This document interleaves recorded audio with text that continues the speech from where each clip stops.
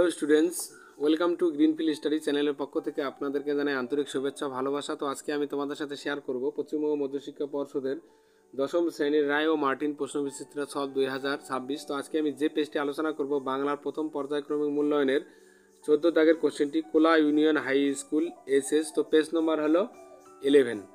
ঠিক উত্তরটি বেছে নিয়ে লেখো, আলোচনা করব। তো বন্ধুরা, যারা চ্যানেলটিতে নতুন আছো অবশ্যই চ্যানেলটিকে সাবস্ক্রাইব করো এবং বন্ধুদের মধ্যে শেয়ার করো। ছোট মাসি তপনের থেকে কত বছরের বড়? বছর আষ্টেকের বড়। তারপর যুদ্ধ এলো কার মতো যুদ্ধ এলো? এখানে রক্তের এক আগ্নেয় পাহাড়ের মতো যুদ্ধ এলো। আদিতে ফাউন্টেন পেনের নাম কি ছিল? Reservoir pen. 1-4 আমি ধোপাকে কাপড় দিলাম। ধোপাকে পদটি কোন পদ হবে? এটা গৌণ কর্ম হবে। এরপরে বাঘের ডাক শোনা যাচ্ছে, নিম্নরেখা অংশটি এখানে কোন পদ হবে? সম্বন্ধ পদ হবে। এখানে সঠিক উত্তর হবে খ। এরপরে আলোচনা করব আমরা 2-এর কম বেশি 20টি শব্দের মধ্যে উত্তর দিতে হবে। 2-এর 1 একটু কারেকশন করে করে দিলে ছাপতে দেওয়া চলে। কে কি ছাপানোর কথা বলেছেন? তপনের লেখা গল্প দেখে তার ছোট মেশো বলেছিলেন যে গল্পটা ভালোই হয়েছে, শুধু একটু সংশোধন করে দেওয়া দরকার, তাহলেই তার লেখা ছাপতে দেওয়া যাবে। এরপরে 2-এর 2 নম্বর কোশ্চেনটি দেখো, বুকের রক্ত ছলকে ওঠে তপনের, এর কারণ কি? তাদের বাড়িতে বেড়াতে আসা ছোট মাসি আর মেসো মশাইয়ের কাছে সন্ধ্যাতারা পত্রিকাটি দেখে তপনের বুকের রক্ত ছলকে ওঠে, কারণ তাতেই তার গল্প প্রকাশের কথা ছিল। আমাদের পথ নেই, কোনো পথ না থাকার কারণ কি? আমাদের সমস্ত পথ বন্ধ হয়ে যাওয়ায় কারণ কবি হাতে হাত রেখে সংবদ্ধভাবে থাকার ডাক দিয়েছেন। প্রাচীনেরা বলতেন, কি বলতেন? প্রাচীনেরা বলতেন নীল নদের তীর থেকে নলখাগড়া ভেঙে নিয়ে এসে সেটাকে ভোঁতা করে তুলি বানিয়ে লিখতে। এরপরে দেখো 1-এর 5 সম্বন্ধ পদ কারক কাকে নয় কেন? সম্বন্ধ পদ কারক নয় কেন? তো সম্বন্ধ পদের সঙ্গে যেহেতু ক্রিয়ার কোনো প্রত্যক্ষ সম্পর্ক থাকে না, তাই এটি সম্বন্ধ পদ কারক নয়।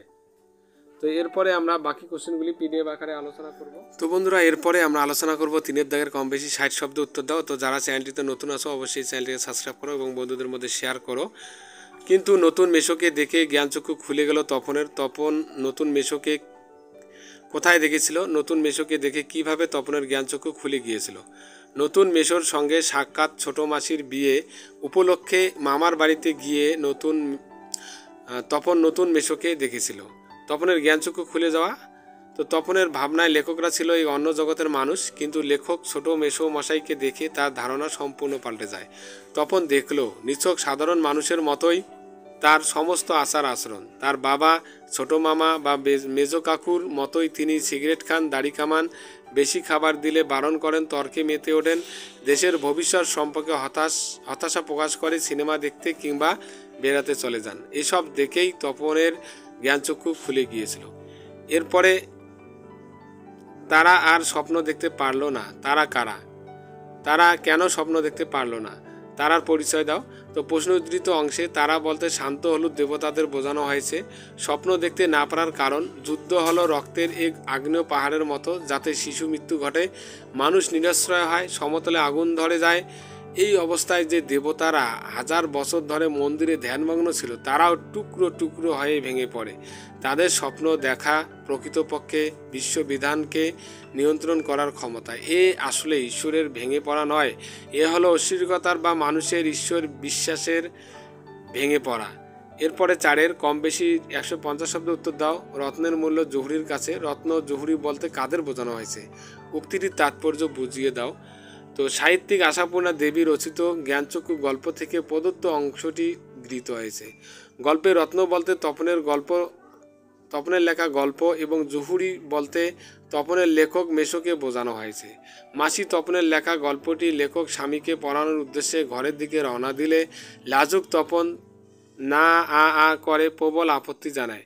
মুখে আপত্তি জানালেও মাসির এই আচরণেও তপন মনে মনে পুলকিত হয়েছিল, কারণ তপন জানত জহুরি যেমন এক ঝলক দেখলেই প্রকৃত রত্ন চিনে নিতে পারেন, ঠিক তেমনি তপনের স্বরচিত গল্পটির প্রকৃত মূল্য দিলে একমাত্র তার লেখক মেশোই দিতে পারবেন। তাই পুলকিত তপনের মনে আলোচ্য প্রবাদ বাক্যটি উদয় হয়েছিল। এলো মানুষ ধরার দল। কোথায় এলো মানুষ ধরার দল? এসে কি করেছিল?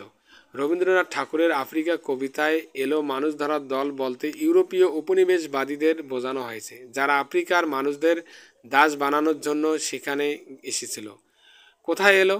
এই দাস শিকারীরা আফ্রিকার বিভিন্ন অঞ্চল, বিশেষ করে তার অরণ্য ও সমৃদ্ধ অঞ্চলগুলোতে এসেছিল। তারা বন্দুক, অস্ত্র, দ্রুততার মাধ্যমে সেখানকার নিরীহ ও স্বাধীন মানুষদের বন্দী করত।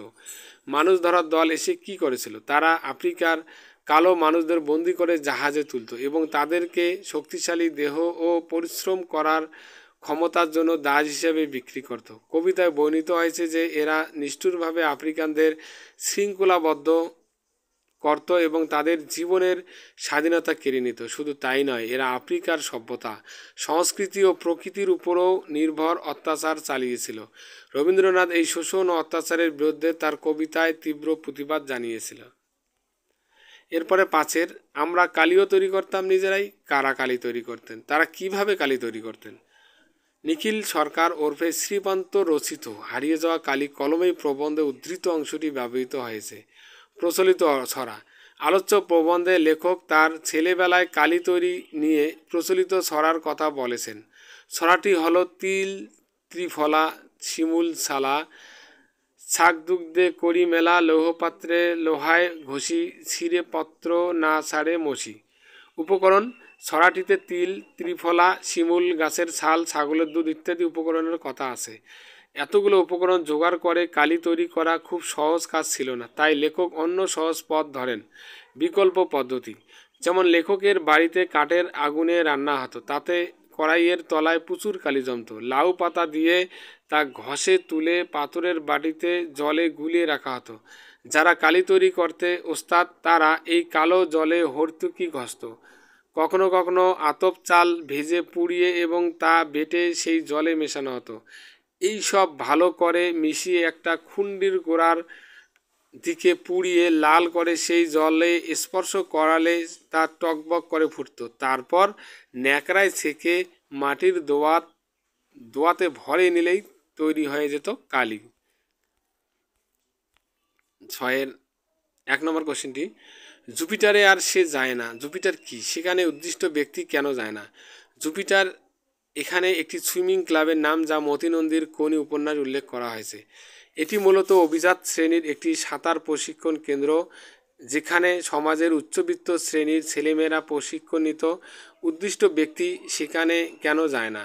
উদ্দিষ্ট ব্যক্তি কোনি, যে গরিব পরিবারের মেয়ে হওয়া সত্ত্বেও সাঁতারে অসাধারণ দক্ষতা অর্জন করেছিল। তবে জুপিটার ক্লাবে উচ্চবিত্তদের আধিপত্য থাকায় সেখানে কোনির প্রতি বিদ্বেষ ও বৈষম্যমূলক আচরণ করা হয়। ধনী পরিবারের সন্তানদের তুলনায় কোনি অবহেলিত হয় এবং নানা রকম বাধার সম্মুখীন হয়।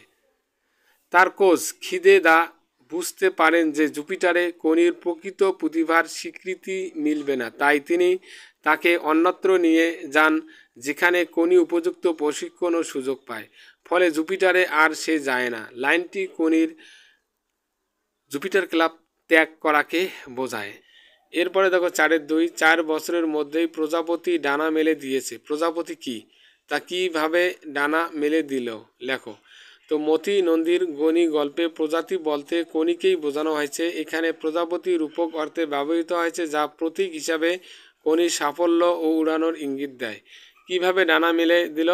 কোনি ছিল এক গরিব পরিবারের মেয়ে, কিন্তু তার অদম্য ইচ্ছাশক্তি ও কঠোর পরিশ্রমের মাধ্যমে সে সাঁতারে দক্ষতা অর্জন করে।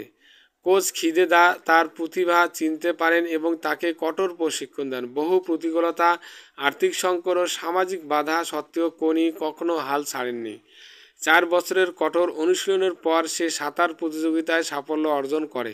তার এই জয়কে লেখক প্রজাপতি ডানা মেলে দিয়েছে বলে উল্লেখ করেছেন, কারণ এটি ছিল তার স্বাধীনতা, আত্মপ্রতিষ্ঠা ও স্বপ্ন পূরণের মুহূর্ত। সমাজের বাধা কাটিয়ে কোনি নিজের যোগ্যতায় বিজয়ী হয়েছিল, যেমন একটি শুঁয়োপোকা গুটির মধ্যে থেকে বেরিয়ে সুন্দর প্রজাপতি হয়ে ওঠে। এরপরে চলিত গদ্যে অনুবাদ করো। উই লিভ ইন ইন্ডিয়া, আমরা ভারতে থাকি। It is a vest country and many people live in it, এটি একটি বিশাল দেশ এবং এতে অনেক মানুষ বাস করে। They are of various classes and tribes, তারা বিভিন্ন শ্রেণী এবং উপজাতির।